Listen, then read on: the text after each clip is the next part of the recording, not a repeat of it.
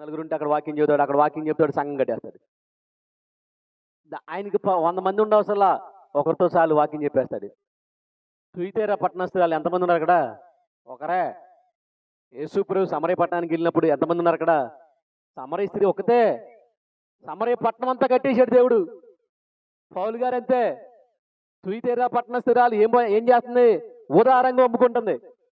అమ్ముకున్న వ్యక్తిని తీసుకొచ్చి వ్యాపారం ఆయన చేసుకుంటుంటే ఆమె కాయలో ఏదో ఆమె అమ్ముకుంటే ఆమెకు కూడా వాకింగ్ చెప్పేసి అక్కడ సంఘం కట్టేసాడు తుయితేరా పట్టణంలో.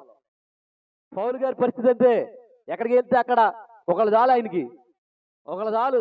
చాలా మంది ఇప్పుడు పరిచర్య మొదలెట్టాలంటే కనీసం 10 మంది అని ఉండాలి. 10 మంది ఎందుకు బోధనక? ఒకళ్ళు చాలు. ఒకళ్ళతో మనం పరిచర్య పెట్టవచ్చు. లేకపోతే ఇక లేనప్పుడు మేము చాలాసార్లు ఇద్దరు చిన్నపిల్లలతో ప్రారంభించాం ఈ పరిచర్య. ఇద్దరు చిన్నపిల్లలు ఒక ఆదివారం పెడితే వాళ్ళు ఎవరనుకున్నారు?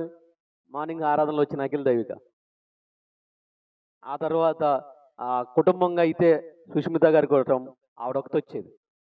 ఇద్దరు చిన్నపిల్లల తర్వాత వాళ్ళే ఫ్యామిలీకి వచ్చింది ఈ సంఘానికి. దేవుడు అంచెలంచెలుగా మరి ఈ రోజుకి 10-15 కుటుంబాలు దేవుని నామాన్ని మహింపరుస్తున్నాం అందరం కలిపి. హల్లెలూయా.